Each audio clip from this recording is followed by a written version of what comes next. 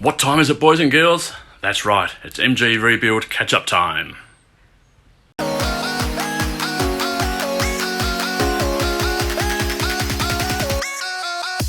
G'day guys, welcome back to MG Rebuild. And like I said in the intro, it's time for another catch-up. I haven't been recording my work as I've been going. There's a couple of things I should have done. I should have recorded. I do apologise for that.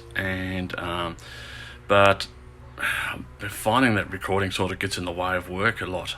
I'm working on the car, so it's sort of slowing me up a bit when I'm doing the videos. But that's why I like to be able to show you the work that I have done. So it's just sort of keep me back on track and keep me progressing with this car as fast as I can. So anyway, let's have a look around and see what I've done. Okay, one of the first things that you'll recognise is the actual. I've now have got my alloy rocker cover or tapper cover on the engine. I was waiting for these little bolts to arrive. Couldn't use the existing brake light ones because they just wouldn't fit in that little spot there. So I've got that in there now. I've still got to run a pipe there to the filters once I get those, and I think this is off a TF one, because normally the TD would actually be a straight up and down pipe to go to the old type style filter. So this actually works out better for me anyway. So be interesting to see how much noise that cuts out with the tappets. So hopefully they'll keep things nice and quiet from now on.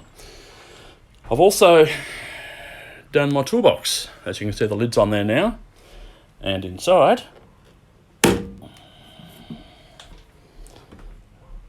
it's all lined with felt. Now I'll just turn the light on. As you can see, I've got the block up the back there for the jack. So once I find a jack, hopefully I don't have to move that. Now what I used for the felt was a sticky back felt.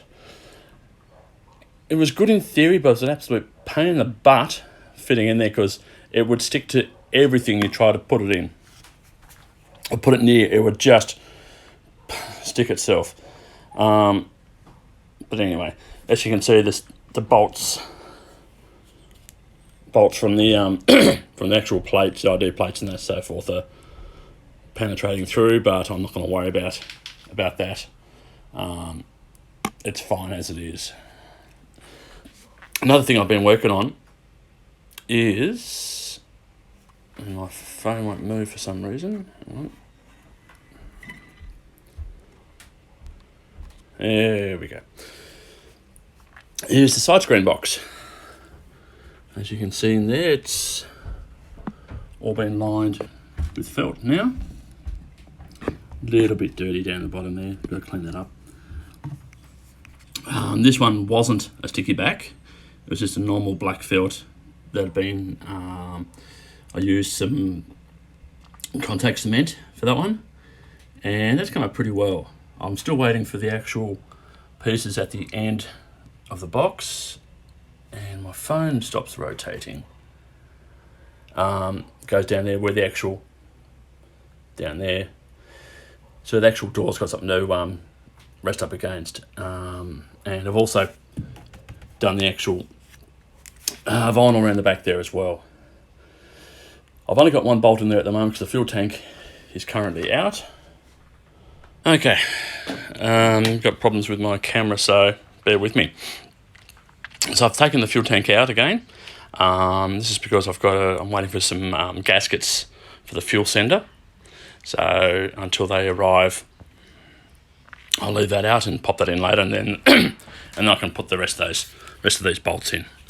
What I've also done is done the actual side screen door. Now it's come up pretty well. I'm pretty impressed with this one, if I don't say so myself. And on the back you can see it's got the felt and the black binding as well. So it's not a perfect job, but I mean the corners come up pretty well. Happy with the way that's come out. I followed from the frame up, Doug Pelton's instructions on how to do corners and things like that, and I'm very, very happy in how it's turned out. I had to put the nails a little bit closer than I would have done normally, for the simple reason the binding was very, I don't want to say bubbly, but it just sort of wasn't holding down properly. I think it's because it's been wound together for so many years before I got to use it, and it just wouldn't lay down straight. So I've done that now. And I suppose the last thing I've been doing is putting the rest of the guards on. I've now fixed the problem I had with that headlight bracket there. That's all been repaired, and I've got the other one on there as well. And the rest of the guards are now on, and with all the piping. The car is currently very, very dirty at the moment. Needs a good clean down, and have to give a bit of a clean up. I'm thinking about taking the grill out and repainting it. It's the colour difference between that and the piping is just too great. I'm just not happy with it, so I might strip that out again soon and redo it and give it a bit of a closer match. See how it goes, and just fix up a couple of little tiny little dents in it as well. But overall, that's what I've been doing over the last few weeks. And now I'm just going to finish working on the floors so I can fit those in permanently. Do the wiring, or do some more of the wiring. And then the interior, finish off the interior. So, and then I'll be getting close to getting it on the road. Well, still got to do the seats, but that's going to take a while. Anyway, so she's coming along very nicely now. Okay, that's another wrap up for the video. I hope you like what you've been seeing. I do apologise, it's taken a few weeks since the last video. But once again, life gets in the way and things just don't pan out the way they want them to be. So anyway, if you do like those videos, please subscribe and drop me a comment. It's always very good to hear from other people and what they're experiencing, and sometimes help me out with what I'm doing as well. So until next time, I'll catch you later.